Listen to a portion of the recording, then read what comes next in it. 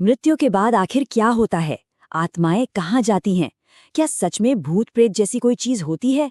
आज के इस रोमांचक विश्लेषण में सीधा इसी रहस्य में गोता लगाने वाले हैं।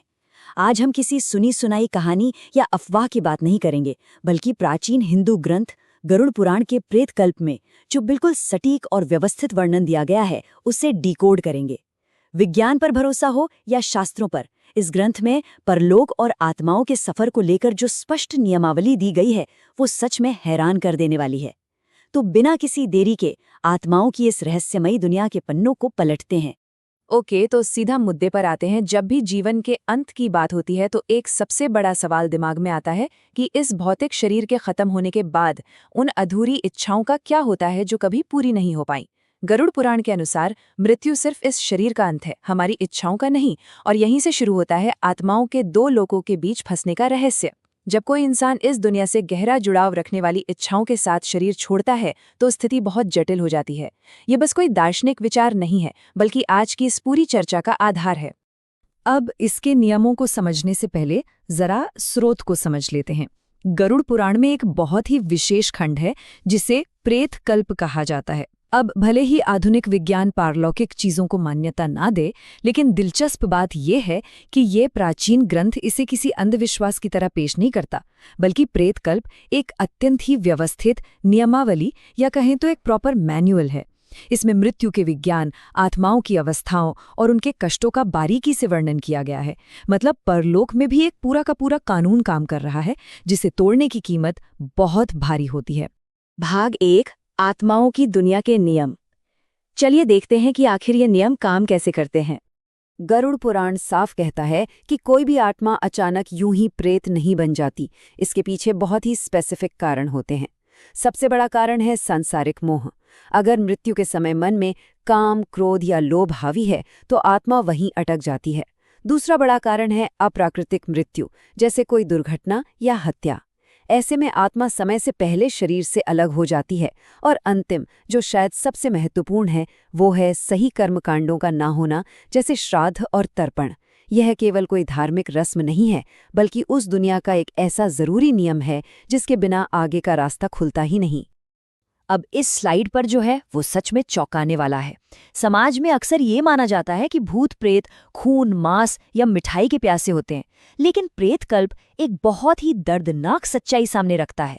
असल में प्रेतों में खाने पीने की बहुत तेज मानसिक लालसा तो होती है, लेकिन चूंकि उनके पास भौतिक शरीर नहीं होता, इसलिए वो किसी भी चीज का उपभोग कर ही नहीं सकते।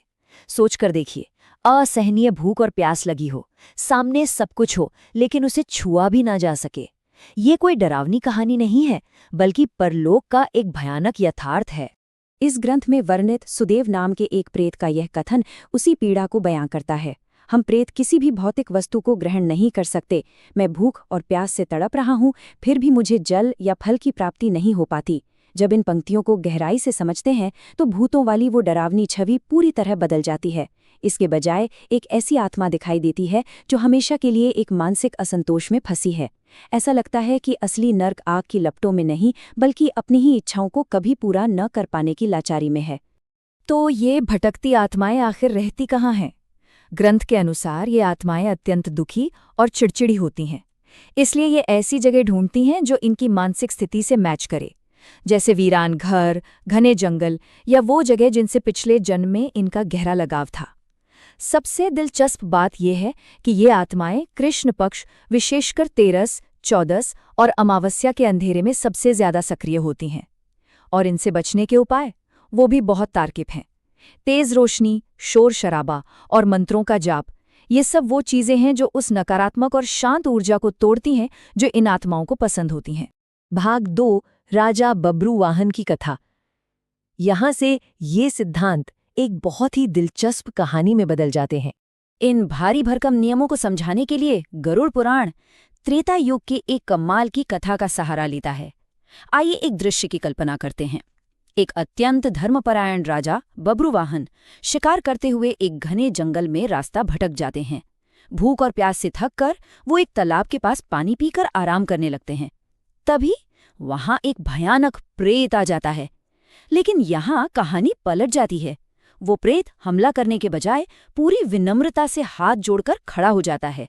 ग्रंथ कहता है कि राजा जैसे एक महान और सदाचारी व्यक्ति की सकारात्मक ऊर्जा के सामने उस प्रेत का क्रूर स्वभाव शांत हो गया था। जब राजा उस प्रेत से पूछते हैं कि वो कौन है, तो वो जो बताता है वो परलोक के नियमों का सबसे बड़ा रहस्य खोलता है। वो प्रेत पिछले जन्म में कोई क्रूर इंसान या पापी नहीं था, बल्कि वो विदिशा शहर का सुदेव नाम का एक बहुत ही अमीर, दानी और धर्मपरायण व्यापारी था। जीवन भर उसने दान पुण्य किया और अच्छे कर्म किए। और यहीं से इस कथा में एक बड़ा सस्पेंस बन जाता है कि आखिर इतने अच्छे कर्म करने वाले व्यक्ति की ये हालत कैसे हो गई। तो सवाल ये है कि एक दानवीर मनुष्य भटकती आत्मा कैसे बन गया। ये पूरी तरह से उस सोच को चुनौती देता है कि अच्छे लोगों के साथ हमेशा अच्छा ही होता है। जिस व्यक्ति ने जीवन भर धर्म का रास्ता चुना, उसे स्वर्ग मिलने की बजाय ये भयानक प्रेत योनि क्यों मिली। यहीं पर गरुड़ पुराण अपनी आध्यात्मिक यांत्रिकी का सबसे कठोर लेकिन स्पष्ट नियम सामने रखता है। और यहाँ आता है सबसे क्रूशियल पॉइंट। परलोक के नियमों में एक बहुत बड़ी तकनीकी शर्त है। सुदेव ने अच्छे कर्म तो किए, लेकिन उसका अपना कोई परिवार, संतान या रिश्तेदार नहीं था। तो जब उसकी मृत्यु हुई तो किसी ने भी पूरे विधि विधान से उसका श्राद्ध या तर्पण नहीं किया। गरुड़ पुराण के अनुसार जब तक ये अंतिम कर्म कांड पूरे नहीं होते, आत्मा को परलोक में प्रवेश करने का पास नहीं मिलता। जीवन भर के पुण्य वहीं होल्ड पर चले जाते हैं जब तक कि अंतिम मार्ग प्रशस्त न हो। और बस इसी एक कमी के कारण सुदेव एक प्रेत बनकर उस घने जंगल में अनंत काल से भटक रहा था। लेकिन कहानी यहाँ खत्म नहीं होती। वो प्रेत राजा से मिन्नतें करता है कि उसे इस नर्क से आजाद किया जाए। इसके लिए वो राजा को एक बेशकीमती मणि देता है, जो दिखाती है कि मृत्यु के बाद सांसारिक धन खुद के तो काम नहीं आता, लेकिन इसका इस्तेमाल सही कर्मकांड के लिए जरूर करवाया जा सकता है। राजा अपने राज्य लौटते हैं, उस धन से योग्य ब्राह्मणों को बुलाते हैं और सुदेव के नाम पर पूरे विधि विधान से श्राद्ध और दाह संस्कार संपन्न करवाते हैं।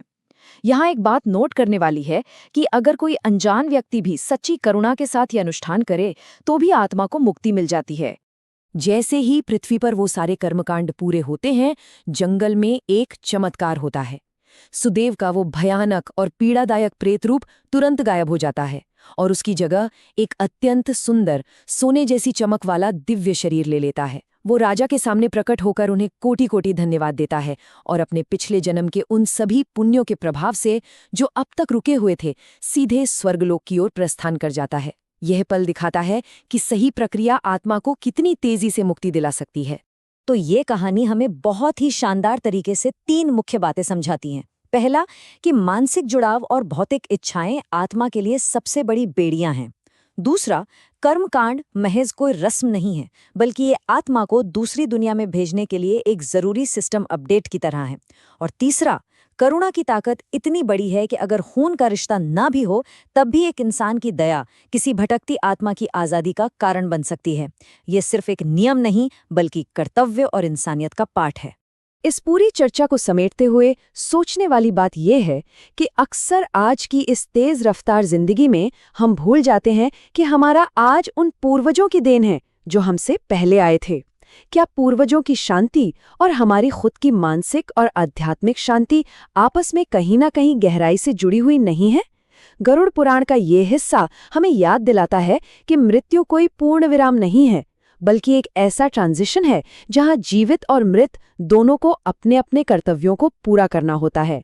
यह सच में सोचने पर मजबूर कर देता है कि क्या हम अपनी जड़ों के प्रति अपना फर्ज निभा रहे हैं। इसी विचार के साथ आज के इस विश्लेषण को यहीं विराम देते हैं। अगली बार एक नए और रहस्यमय विषय के साथ फिर मिलेंगे।